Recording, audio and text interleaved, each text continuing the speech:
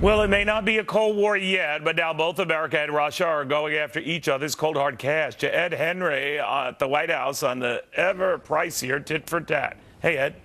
Good to see you, Neil. You're right. I mean, it was just a month ago that the president said this is not some Cold War chessboard fight between he and Vladimir Putin. But today, the president basically took out the chessboard, and we saw Vladimir Putin try to checkmate him. Bottom line is the president rolling out a second round of sanctions. He had heard the criticism that the first round was too weak. This time, trying to tighten the noose. Some key advisors to Vladimir Putin targeted, but also key sectors of the Russian economy, from mining to energy. And the bottom line is the president claims this time the sanctions will hurt. The world is watching with grave concern as Russia has positioned its military in a way that could lead to further incursions into southern and eastern Ukraine. For this reason, we've been working closely with our European partners to develop more severe actions that could be taken if Russia continues to escalate the situation. Now, critics from the left to the right, though, are charging that the president has misjudged Putin. You had the Washington Post more liberal editorial page suggesting that the president does not grasp Putin's real ambitions here. And then you have conservatives saying that the response so far from the U.S. has simply been weak.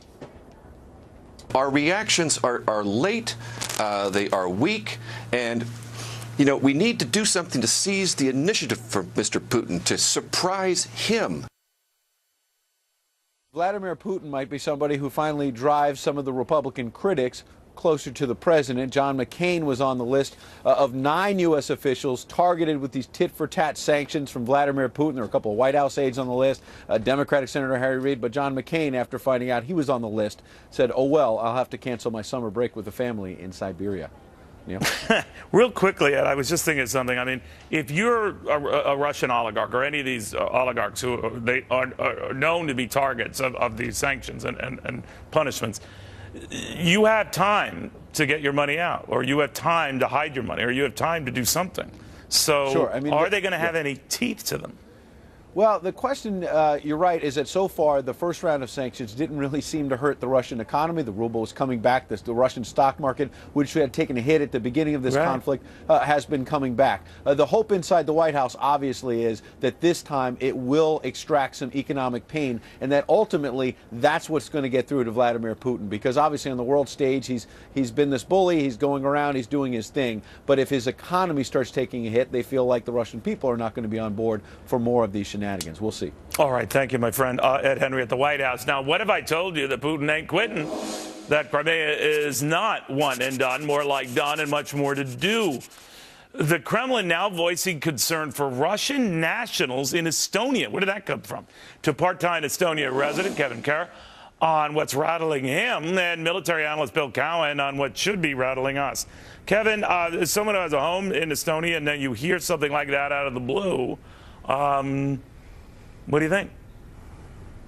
Well, this is a long, simmering and terrible problem between Russia and Estonia. Of course, when Estonia regained its independence in 1991, we've seen several incidents between them and Russia over a border dispute, over a monument in Tallinn, the capital. We've seen ongoing problems, and this is very concerning since there's such a large population of Russian speakers along the border of Estonia. Of course, Estonia is part of NATO and the EU. And a lot of the people I speak to, including my own wife, are not concerned, but I remain very concerned about that. Understandably. Bill, you know, I'm looking at whether, you know, you hear the extreme worriers. They say, well, he's just trying to, you know, make the old Soviet bloc come together again. All these breakaway republics, that's really his goal. When you hear the Kremlin talk about concern about Ukrainians getting in the way of this Crimea thing, is there something grander at play? What do we do? Well, Neil, you've had a lot of smart people coming on Fox and other channels. I mean, smart, really a good Soviet or Russianologist, if you want to say that, or people who know Putin. And without exception, you hear them talking about his grander scheme for resurrecting what was the Soviet Union. You know, it's not been reported, although I know factually from sources inside the government that there were clear indications, U.S. intelligence had, that Soviet special operations forces and special operators were moving into the Ukraine and Crimea even before Yanukovych was booted out of Kiev. So Putin had these ideas about doing things way ahead of time. He succeeded in Georgia. He succeeded in Crimea. We haven't done anything yet to indicate that he needs to stop. I would be worried about Estonia, Latvia, Lithuania, Belarus, Moldova, the rest of the Ukraine. I mean, the possibilities for Putin are limitless, and to this point, we've not shown that we're really going to stand up and do anything about it. I wonder if any of the ones that haven't decided yet which way to go when it comes to joining the European Union, for example, that if Ukraine were to go ahead, minus Crimea now, I guess, and become part of the European community, I don't think that would go down well in Moscow.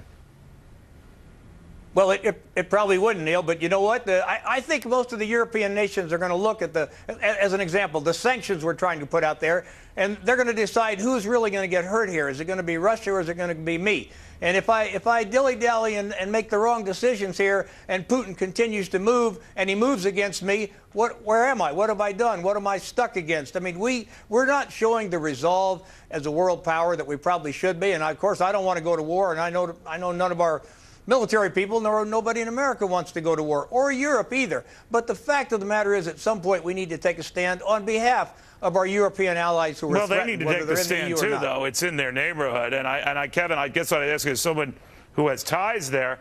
I guess a lot of Estonians feel, Ukrainians feel, that when push comes to shove, Europe is looking at Europe's financial interests, and its financial interests are these energy contracts, keeping in good relations with Russia. So they're not going to mess things up, or are they? Well, I think the Colonel pointed this out. We just have not seen the resolve yet that's necessary here. This is a NATO country, part of EU, and we are not seeing the kind of answer that we need, which is moving troops to the border or saying that's what's going to happen next.